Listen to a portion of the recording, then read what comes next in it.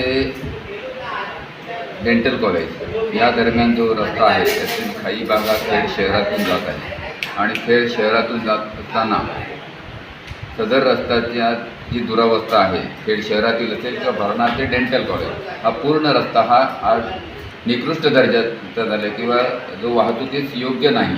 या रस्त्यावरती असलेले खड्डे त्यामुळे दयनीय अवस्था त्याची झालेली आहे आणि त्यासाठी व त्यांच्याकडे संपर्क साधला असता सदर नगरपालिकेतील रस्तासुद्धा बांधकाम विभागाकडे वर्ग केलेला आहे आणि बांधकाम विभागाकडून त्या याच्यावरती कोणत्याही प्रकारे डागडुजी केली जात नाही आहे।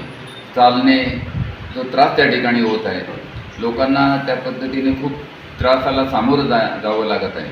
लोकांना त्या गाड्यांच्या वाहनांचंही मोठ्या प्रमाणात नुकसान होतं आहे। खड्ड्यातून आपटल्यामुळे बऱ्याच जणांना कमरेचा मणक्याचा व मानेचा त्रास होतो आहे। जी धूळ त्या ठिकाणी उडत आहे त्यामुळे फुफ्फुसाचे आणि श्वसनाचे लोकांना त्रास जाणवत आहे। त्या सर्वकडे लक्ष देता बांधकाम विभागाकडे आम्ही नियमितपणे त्यांच्याकडे संपर्क साधला असता आज करतो उद्या करतो अशा पद्धतीचं त्यांचे टोलवाटोलवी चालू आहे। आज जर विचार केला तर सर्व खेडमधील काही जागरूक नागरिक आम्ही एकत्र आलो आणि त्यांनी त्या ठिकाणी विचार केला असता की कदाचित त्यांच्याकडे निधी नसावा असं आम्हाला त्या ठिकाणी निदर्शनास आलं। मग जर का त्यांना आपण सर्वांनी एकत्र एक ठिकाणी येऊन आपण जनतेकडून पैसे गोळा करावे, भीक मागावी या रस्त्याच्या कामासाठी आणि तो पैसा असेल तो सार्वजनिक बांधकाम विभागाला दिल्यास सार्वजनिक बांधकाम विभाग त्याकडे योग्य प्रकारे काम करेल किंवा डागडुजी करेल आणि आपणाला गरजेसाठी असलेला रस्ता सुस्थितीतला आपल्याला मिळेल अशी एक आमची सर्वांची संकल्पना त्या ठिकाणी झाली।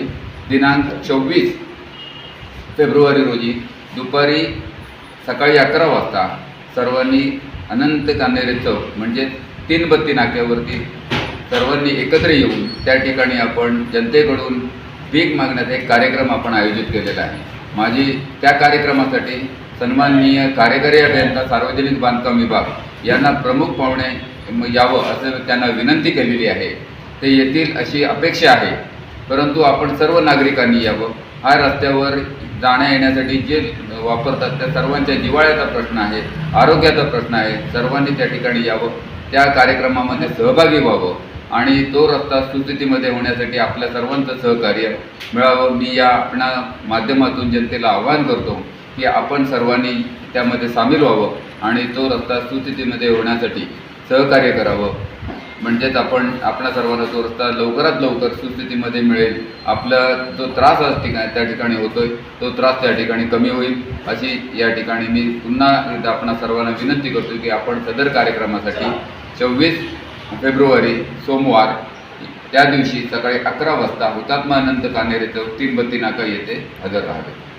टाइम्स डिजिटलला लाईक करा, शेअर करा, सबस्क्राईब करा आणि बेल आयकॉन दाबायला विसरू नका। Times digital.